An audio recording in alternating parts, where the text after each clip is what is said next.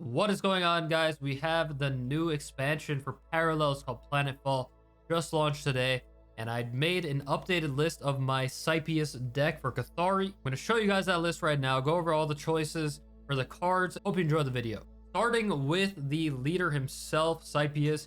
So he has the passive ability that after you bank a unit, you create a 0/1 Scipius adjutant, which is a clone, and if you already control one, and that unit gains +1 instead.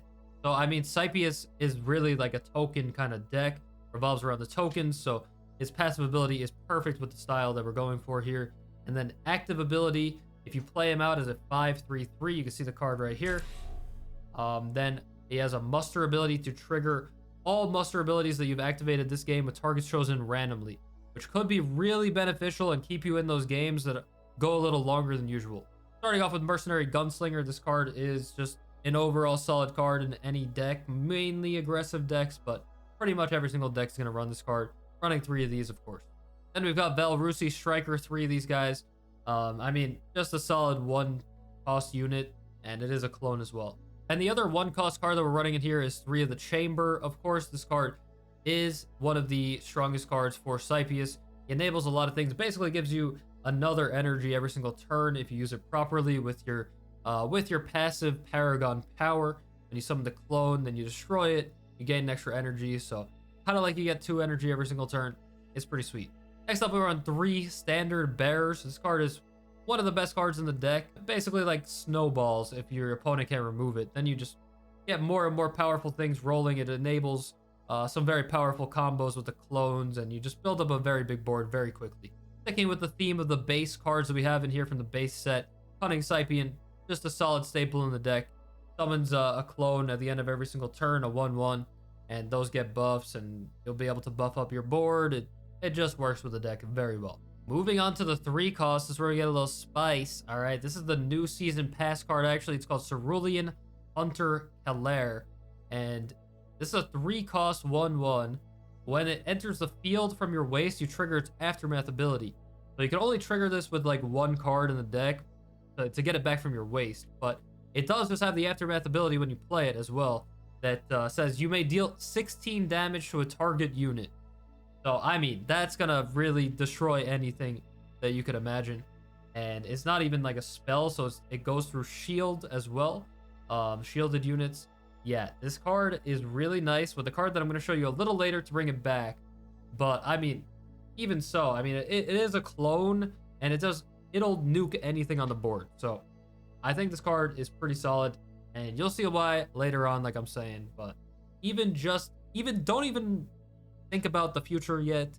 Like, this card actually just is a nice board clear, or just like single target removal card. Then we have another legendary with Magna. The muster of this card is to choose 1, and you can either deal damage equal to its attack to a target enemy unit, you could draw a card, or you can deal 1 damage to the enemy face. But if a friendly Kathari unit was destroyed on the enemy's last turn, and that's destroyed, not banished, which is different, do all 3 instead. So it's very easy since you're spamming the board. If your opponent removes anything, odds are it's going to be a Kathari unit. So then you'll be able to use all 3 effects of this card, and that's really strong. One thing to note, like I did mention in my previous video about this deck, is that when you use your leader ability, and it triggers the muster abilities that you've used previously, it will actually choose 1 random effect from Magna if you played it, even if you got all 3 off when you did play it originally. So just something to keep in mind, but it's still really good. I'm opting to run 1 Saboteur at the moment because I think the game has slowed down a tiny bit in some aspects, and also I feel like we've gotten some really good relics in this next set.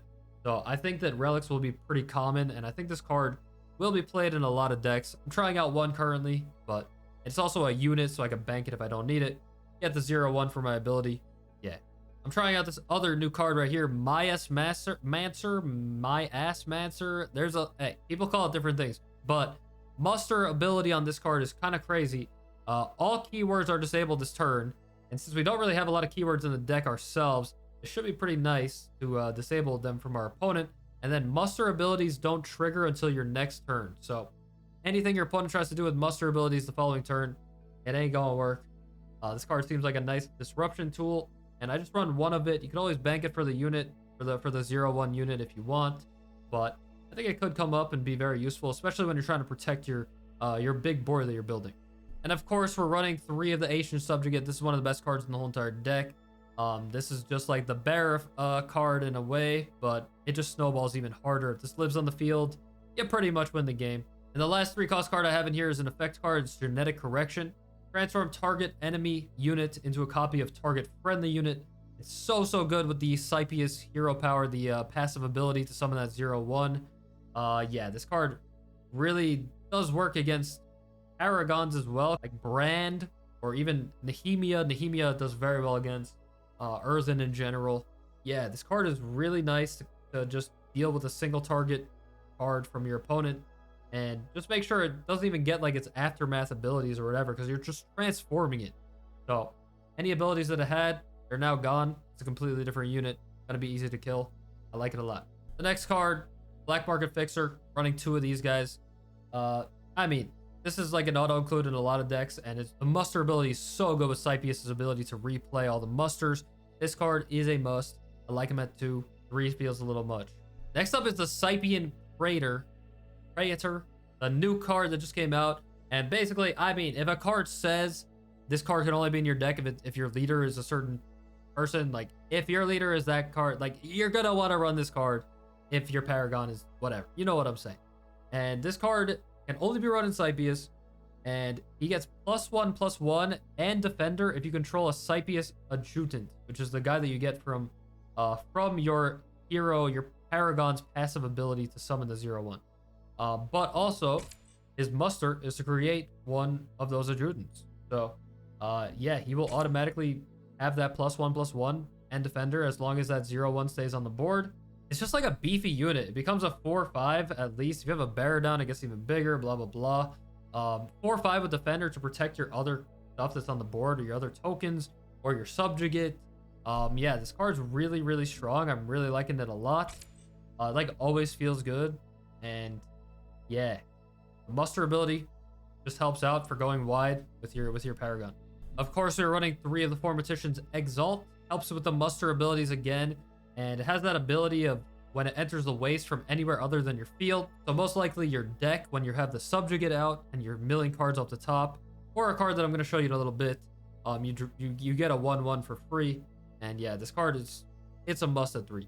And the last 4 cost card I have in here is 1 copy of Synchronicity. This card is a pretty situational card, but there's a lot of situations where it's good, especially with these new cards that just got added to the game that are very strong, these new units. So you can either copy your opponent's strong stuff, or you can copy your own strong stuff. It has a lot of flexibility. Yeah, I think this card at 1 is really nice. Next up for the 5 cost, we have 2 copies of Drusian Exorator. This card is really nice. I used to run it at 3. I mean, it obviously works really well with your game plan of going wide, but now that there's a bunch of other higher cost cards that we want to run with this new expansion, I'd like it at 2 copies, and I think we'll be able to get it back if we need it. And you could get it back with this card right here, Triumph of Europa. This is a new card that just came out as a 5 cost effect, which is not something you would really typically see in this kind of deck, but you should look at what this does. You waste the top 3 cards of your deck, then you play any number of units with a total cost of 6 or less from your waste, and those units gain +1/+0. So how this works is it wastes the top 3 cards of your deck, they go into your waste, and then you look at all the cards in your waste and you choose one to play. Then you look at all the cards in your waste and you choose one to play, and you keep doing that until you've played a total of 6 energy or less. And this card, I mean, of course you're going +1 energy if you use all of it, which is pretty easy to do, especially since you're wasting the top 3 cards of your deck. But the fact that they all come back with +1 power, and you could just, it's really just a reload on the board, or you could look for whatever you really want, like in that certain situation. Like, this card is really overpowered. I don't know what to tell you. Like, this card is too good. And yeah, 3 copies of this for sure.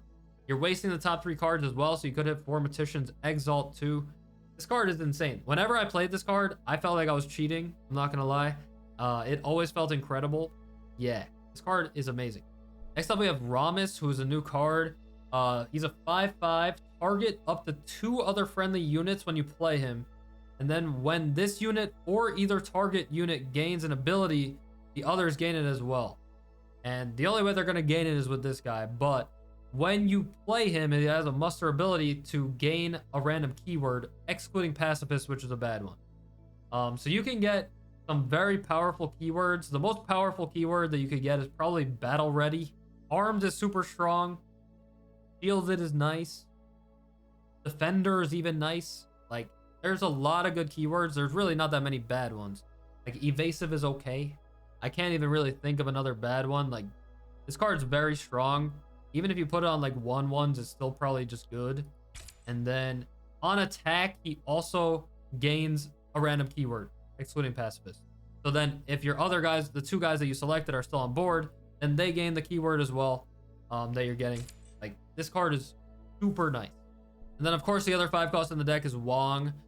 This card is still good. You look at the top 5 cards of your deck, you choose any number of those cards with different types and you draw them. So we only have 3 different types in the deck, of course. We have units, we have effects, and we have relics as well. So you could hit 3 of them at once. It's just a nice draw, and it gives +1/+1 to a random friendly unit for each one that you drew.